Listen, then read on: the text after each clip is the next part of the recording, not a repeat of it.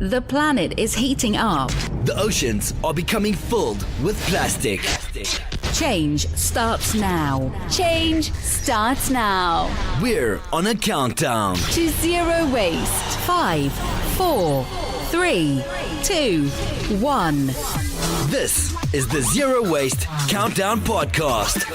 Here's your host, Laura Nash. Hello, everyone, and welcome to the Zero Waste Countdown podcast and radio show. On this episode, we are playing part 2 of the GreenMum from Toronto.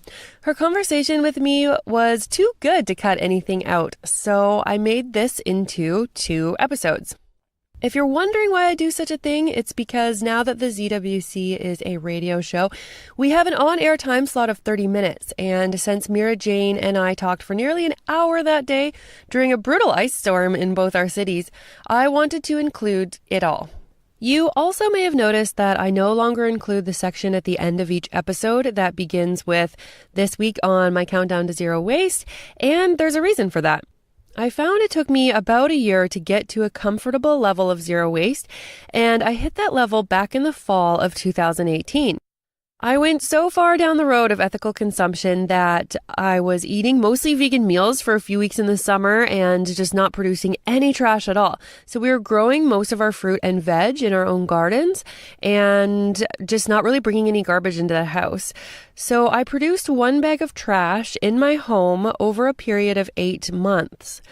So I figured this was pretty good, and there isn't really anything I can reasonably cut out further. So I'm pretty happy to get my trash production down, and it works out to be about 1.5 bags per year of trash for me and my son. So my trash bag mostly had things like broken glass, bubble envelopes that were kind of unknowingly sent to my house, and a couple furnace filters and air filters from my home, and some bones that I used for soup. So I'm currently keeping soup bones that have already been made into broth in my freezer, and when the ground thaws in the spring, I tend to bury them. I just have to make sure that my pet wolf doesn't dig them up because cooking bones can make them brittle and splinter easily, so they're not good for animals to eat. And I don't want to have any wildlife eat them either. We have a lot of wildlife around where I live, like coyotes and fishers and raccoons and skunks and all sorts of things. So if you're vegan, you don't have to deal with any of this, which is awesome. Or if you live in a city with curbside food scrap collection, you can put meat and dairy products right in there. But if you're doing home composting like I am, you do have to worry about animals getting these things. So I'm still working on that part. But my son, I think I've mentioned this before, is First Nations, and I don't think it's right to change his ancestral diet. So he still eats meat, although we go to exceptional lengths to make sure the meat we buy is ethically and sustainably raised. So if you are wondering why I've split up a couple episodes, it's because we have the 30-minute radio time slot now. The show airs on 91X in the Bay of Quinte area, which is super awesome. And if you were wondering why I wasn't saying what I was doing in my life to reach zero waste, it's because I've come so close that I'm just not really removing things from my life all the time, although I still am working on a few things. For example, I think I can get a reusable, washable furnace filter, so I'm kind of looking into some of those things. So without further ado, here's my conversation. We're going to jump right back in the middle where we left off last time with Mira Jane, the GreenMum from Toronto. When you walk around Toronto, you see that they have their different garbage cans for different things. So that's good. Mm-hmm. They have the TerraCycle cigarette butt recycling program. So you see right those. In Dundas Square. Yeah, I've seen those around, so that's really good. So I do think Toronto is aware and trying and stuff like that. So that's really good. How do you find Toronto in terms of being zero waste? Is it easy? Is it challenging? Well, it's an ice storm outside today, Laura, and sometimes my husband and I look at each other and we say, we should just live somewhere warmer. And the other day I said to him, you know what? I don't want to live somewhere warmer because there's no city I'd rather live in than Toronto for living this lifestyle. Maybe it's because I figured it out, or maybe because it's above and beyond. But I think, things like the fact that we have curbside pickup for compost, which isn't necessarily that odd in a Canadian city, but I definitely know it's odd for cities overseas. A lot of people who want to compost have to start their own heap or have to have a vermiculture farm or whatever. So, having that. And then, they have some really interesting goals that I'm privy to because I'll probably tick the right box on the right email. So they're starting a low waste council where they're asking people from different sectors to come and it's a voluntary position, but it's really just to inform the city of Toronto on, in this sector, here are some needs and here are some needs and here are some suggestions and everything. They also have a goal, I believe it's in the next 50 years, to become a circular city, which is, a city where products are only brought in with the end thought in mind. So, really not disposing because, we can do as much as we can on an individual level, but until corporations and government back us up, we're all going to struggle. Even some of the things you mentioned, twist ties and fruit stickers and those things add up. And, can we as a city find a solution to some of these problems? They're also signed up to be one of the first cities to trial the Loop Store. Have you heard of the Loop Store? No.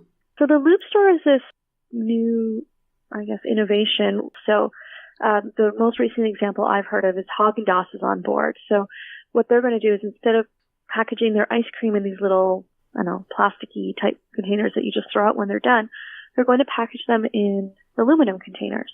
And then what happens with the Loop Store is you buy the ice cream, for example, and you take it home, you consume it, and when you're done, you put the container in a bag, and then people from the Loop Store will come and pick up the bag, let's say on a weekly basis, and then they reuse the materials for the produce and for the consumables again. So this whole idea that just because we're done with something doesn't mean we have to throw it out. Like if we design things properly, if we design a system that works, everything can be reusable. And so that's what the Loop Store is all about. And they're starting out in New York and Paris. Those are their two trial spots. But Toronto is going to be one of those spots as well coming up. So I'm already signed up, ready to give them a shot. But, good for you. Yeah. And then on top of that, there's just a lot of resources. There's a lot of people interested in Toronto about this movement. But, there are tons of different bulk stores, chain and non-chain stores. There's lots of places that are dedicated to providing low waste solutions. Karma Co-op, for example. There's two stores out in the East End that are kind of more focused on green beauty called Green and Frugal and Eco and Amore. And there are two zero waste markets opening up. One called Bear Market by my dear friend Dana Stein and another one called Unboxed Market where people will be able to buy groceries and daily things without having to worry about them being wrapped in plastic or how they're sourced. That's awesome. That's excellent to hear. Good things. Yeah, great things. And, just because we're a bigger society, we're able to do those kinds of things. And I know that location can be a big problem. Accessibility can be a big problem for people. So that's why I feel very fortunate to be here. Good. Is that, so the ice cream program with Haagen-Dazs, is that the one that we've been seeing all over the news lately? Yeah. Cool. And I don't know if it's just Haagen-Dazs in general, but I know that it's part of the Loop Store. So the Loop Store component of picking up the container, sanitizing it, and refilling it is really important too. Exactly. I do that with my milk now too. So I tried for a year to find a different replacement for a milk, and we just use dairy because we live next to dairy farms basically. So that's so fortunate. Yeah, it makes sense. And there's an organic dairy there, so the cows go outside. They're treated really well. And we get them in the glass bottle, and then I just return them, and they get, sanitized, washed, and filled up again. Why not? The lids are not recyclable because they're too small to be recycled. So I actually just put those in the zero waste kitchen bin, and we don't use very much milk at all. So it is a solution. So it's like bringing back the milkman, right? And ice cream. I actually looked up in Toronto. Is there a milkman service? But there isn't. I'm surprised that there isn't. Well, I guess because you're just so far from a dairy. Like from cows. Yeah, that's true. Yeah. We do have glass bottles available as well. Good. Yeah, I've seen them in different places around Canada, so. Yeah, I find them a little bit cost prohibitive, but I think once my youngest daughter stops, she still gets like a sippy cup of milk at night, but once it stops being like such a daily thing in our house, like my husband and I hardly drink any milk, then I think it could be a little bit more cost effective. Yeah, so it's about $7 a liter here, so it is very expensive. But for organic milk, that's not. Oh yeah, that's still expensive. Yeah, It's that's right. still pretty expensive, but you get the $2 back when you bring the bottle back. So $2 deposit's a pretty big one. So then you're looking at more like $5 a liter. And if you're American and you don't want to Google it, it's like 4 cups of milk is $5 Canadian, which would be what, $3 American. So Yeah. I don't know if that's expensive for America, but we actually stopped eating ice cream at my house. So it'd be really nice if we could eat ice cream again, because I found out about polysorbate 80. I didn't know what it was, but I was finding it in like shampoo and face wash. So I thought, okay, I don't want to give this to like my 3-year-old because I don't really know what it is. So then I found that Haagen-Dazs and what is that other one? Ben and Jerry's. So like those 2 expensive kinds of ice cream, they don't have all that weird like preservative stuff in it. Oh. But those containers have to go in the garbage. So I kind of went on this. Have you ever made your own ice cream?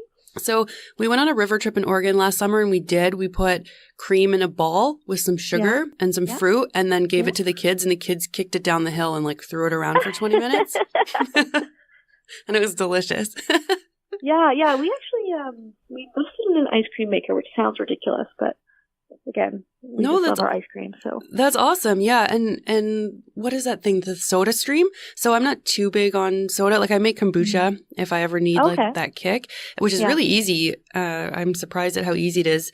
And yeah, I mean, I think the Soda Stream is great for people who really want pop. Like if that's your thing, you know. So there are these machines that can help you reduce waste and like the Soda Stream is plastic, but I think if you're going to reuse it over and over and over again.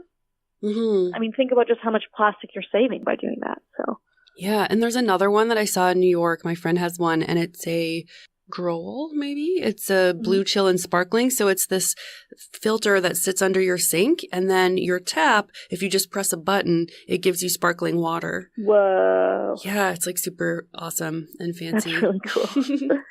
Yeah. So that's, the only other thing I wanted to say about the compost part. So you're saying like Toronto is really good at that, and Canadian cities are too, but this is like a huge thing. Like if you want to get greenhouse gases down and do the right thing, keeping food out of the garbage and out of landfill is an excellent thing to do. Like if I have an apple core and I'm on Via Rail or something, I will put it in a container and take it home. I bring my compost home from restaurants.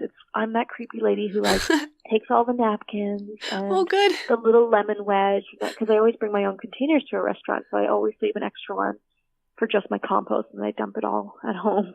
Yeah, I mean, it's a huge thing you can do. And what's really neat, you mentioned the greenhouse gases that, are emitted from landfills. There are some companies dedicated to harnessing those gases and actually turning them into natural gas.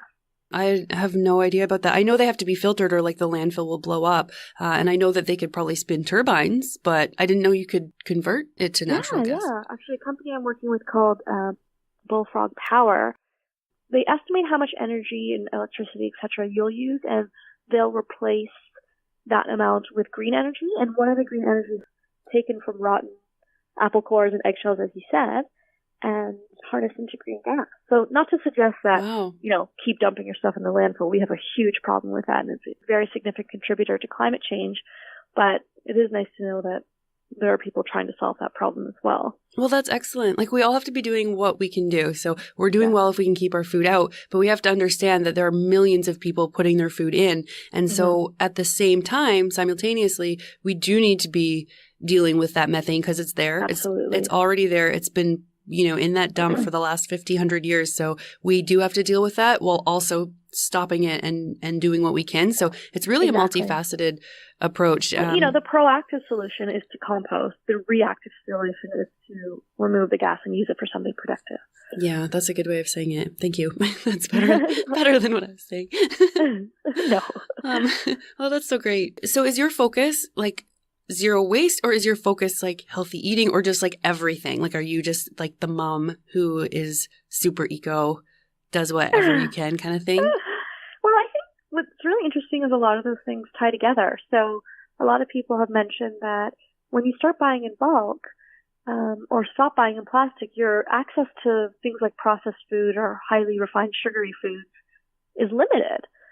Don't get me wrong, I love myself a chocolate-covered almond, but you can't buy bags and bags of chips, or you can't drink soda, et cetera, et cetera. So I like to think my focus is low impact living and low waste living, trying to just lessen the damage myself and my family is doing to the environment. So for that reason, we are subscribers to Bullfrog Power. I drive a hybrid.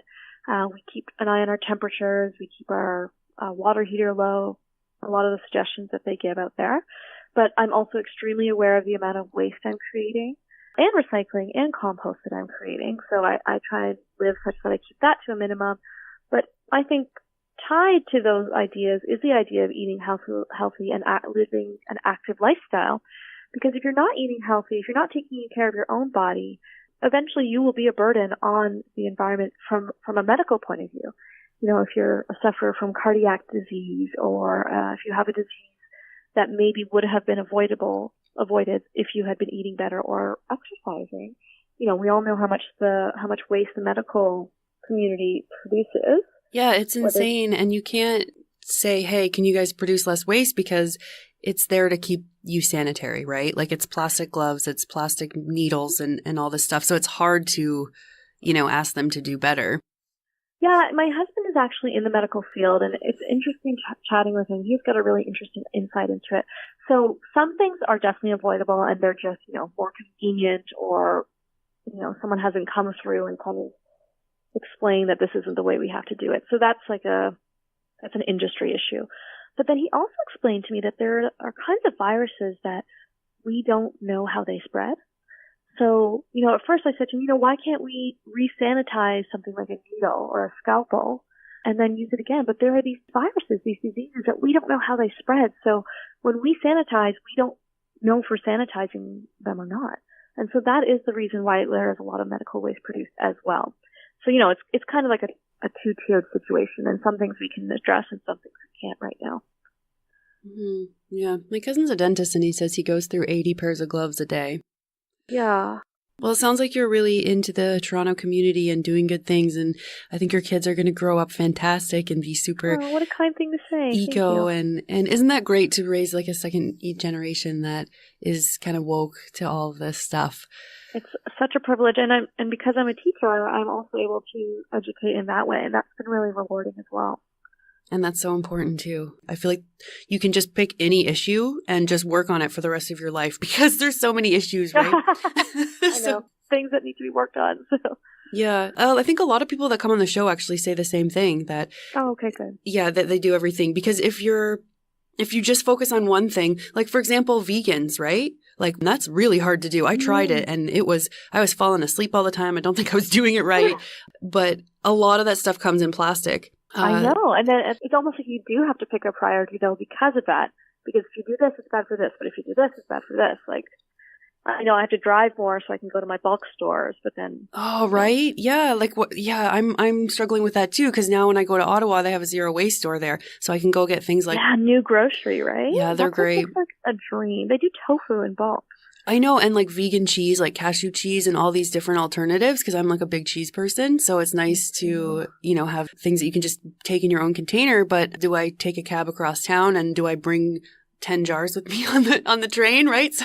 Yeah. I'm sure you've done this, but it's worth a whole episode about zero waste accessibility because even me living in Toronto, and I am upbeat about it, but I still have to drive to all those places. Toronto, even to get across the city, can take hours, right? So, oh my gosh, yeah.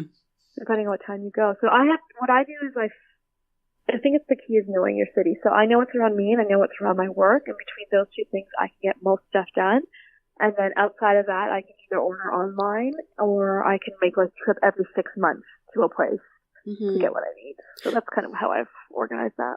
Well, those bodegas, in New York City they're so important to the community, I find, because you can just walk down the street and get whatever you need. It would be nice if there were a zero waste bodega. Yeah, like kind of like because I look at these stores, the corner stores. Like when I was little, we would bike to the store and we would get like pop and chips, like not good, but that was what we did. And yeah, of course, or 5-cent candies, which used to be 1-cent candies, exactly, which are now 25-cent candies. Yeah, right. Like that's kind of what you did. So like, what if those stores like were revived and had the milk services? So that's where you exchange your milk bottles. That's where the local farmers would bring their stuff to sell. Isn't that what we used to do? We just need to go back. We need to keep some of the lovely parts of the new society, and we just need to go back in time otherwise. Someone's name on Instagram was something like Nana Reprise, which I thought was really cute. Like, and her whole explanation was that I'm just trying to live the way my Nana did, because that's actually what zero waste. Yeah.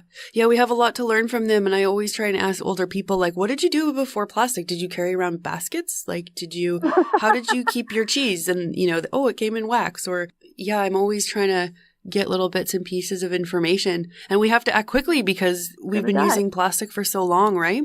Yeah. And it's all still sitting there. That generation that knew how to do things will not exist anymore. So. Yeah, history is so important. It really, really is. So we don't repeat the same mistakes. But then also, they had clues of how to live without all this plastic. There was a post, I don't know if you saw it on Facebook, about the apron. It was like, ode to the apron. And it had this like old lady with her apron on. And they were saying, you used to wipe the tears of your kids with the apron, and you used to wipe your hands. And then you used to go out to the apple tree and get some apples and fill up your apron and like fold it up. Cute. Yeah, there's like that totally appeals to my sensibilities. Things had more than one use. Like, no offense to anyone who has one, but I used to have a garlic crusher, and I'm like, why do I have this thing? Like, it was just for crushing garlic. So everything I keep in my house now, I try and say, okay, does this have more than one purpose? Because if it doesn't, then I'm getting rid of it. Mm-hmm. I have one. I still use mine. Okay, if you use it, good for you. And I used to have one, but I just was like, okay, I'm just going to use my knife now. Great. I try not to chop things as much as I have to because my wrists hurt. I think from doing too many push-ups in the military. Oh, yeah. Well, but that's an accessibility thing. And that's such an interesting point. We have to consider all those things, right? Well, that's what I worry about too. So if you're like an 80-year-old woman and you are still walking to the grocery store every day to get your groceries, like that's great. And we want to keep those people doing that. But what if they can't cut up a pineapple? Like pineapples are not easy to cut up, really. It's a physical feat. Yeah. Like, I mean, they're not as bad as a coconut. My goodness, I won't even get into my experience trying to make coconut milk from a coconut. But for example, the pineapple. So if you have this old lady or someone with a disability or with one arm, then you want them to be able to go to the grocery store and get pineapple that's already cut up. But like, I hate seeing the pineapple already cut up in the plastic container because it's unnecessary, but it is necessary for some people. So then how do we make that inclusive so that those people who need it can have it? Yeah, I think, if people want to live like us, that's fantastic. Like, I try and buy all my produce naked. But I think what it is, you've obviously seen that marketplace, CBC marketplace on the grocery store thing. Probably not. I don't subscribe to TV. Oh, fantastic. Okay, well, go on YouTube and look up CBC marketplace grocery store or something. Okay. And basically, long story short, they ended up comparing a plastic-filled family and a zero-waste family, and they had to switch spots and see what was challenging or whatever. But anyways, the point is that grocery stores are overridden with plastic. And so I don't want to take away those conveniences to people. I love the idea of pomegranate already shelled for me. Like, pomegranate takes me hours, or that's an exaggeration, but certainly minutes. But I don't want to buy it in a plastic cup. I want to buy it in a glass container that someone can wash and reuse or something. So I don't want to take away, or I guess as a society, we shouldn't focus on taking away these things instead of replacing them in a sustainable manner. Because grandma needs to eat her pineapple. Yeah, right. But that's what restaurants should be for. So when you go to a restaurant, you should have somebody, like you're paying somebody, right, to go and take that pomegranate apart and then serve you some pomegranates, more so than if they just open, a plastic container or something. Yeah, I hope. And I've seen the back of restaurants where they just have bag after bag of those bags of lettuce that are already chopped up. I'm like, how long does it take to wash and chop up a bunch of lettuce? And as you said, this is a service I'm paying for. And, another thing that really grinds my gears is that most restaurants don't compost. You're going to sit there and offer me a compostable straw or a compostable lid. You have the facilities to compost them, first of all. And what good is it if I use a compostable straw that you're just going to throw out anyways? I don't have the resources to compost plastic. So, that to me is a whole element of greenwashing as well.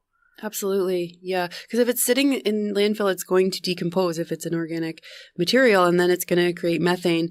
The only thing that I see would be slightly better is if in 100 years, the next generations have to like dig up our landfill and deal with it because it's such a mess that maybe they could get rid of that paper straw easier than the plastic straw. But that's like far-fetched and but a paper straw I can compost. But that new bioplastic that's made from like cornstarch and yucca and stuff? Those are problematic. Yeah. Well, they are compostable, but they have to be sent to a special facility to do that. Mm-hmm. So like even, I'm sure you know, there's a restaurant called Fresh. That's like a vegan restaurant in Toronto. And they use a compostable, like kind of like an egg carton compostable bottom for your takeout. And then the top is compostable and it's made out of plastic. So when I ordered from there one time, I said, it's so great that you guys use fully compostable stuff, but unfortunately I cannot compost this in my house. Do you guys have a compost system back there? And she seemed very like flustered. So I'm going to give her the benefit of the doubt and say that she was telling me the truth. So she said yes. And I said, okay, great. Can I bring these containers back so that you can compost them? And she goes, no, we would just throw them out. So I was like, okay, you're sending me super mixed messages right now. I don't know what you mean. But I was really frustrated. Like, this doesn't help me then. Like, what? Great. And you know what? A lot of stuff doesn't compost in the landfill because it's such an anaerobic environment. It doesn't get the oxygen it needs. So if you dig up the bottom of a landfill, you will see a newspaper from 1975 there. Mm-hmm. Yeah. Yeah. Tom Zaki has a really good book. I can't remember what it's called. It's a blue one. And he says that, some people have went into a landfill and dug it up, and there was a newspaper from the 1950s and you could still read it. And there was a head of lettuce. It's like preserved. Yeah, like a head of lettuce is in there. Like if that stuff's not going away from like 70 years ago, nothing's going away. It's all just sitting there, right? It's the GreenMum again. If you're on Instagram, you can check out Mira. She's got some great tips and photos and videos and stuff like that. Yeah, it's the GreenMum. I always like to spell it because mum is M-U-M, kind of the British way of spelling it. But yeah. I think the major message I'd like to leave everyone with is that I am no one special. I am no one different than you. I have the same hopes and dreams, the same worries and anxieties. And I was able to make changes in my life. I still have a lot to do, but I'm certainly on my way there. And I think that anyone can do it. Maybe you don't want to live your life to the extent of, not buying things that are made out of plastic, but everyone can do something. And so whether that's just watching the documentary Plastic Ocean, checking out someone's Instagram or listening to podcasts, don't be afraid to try new things in that way.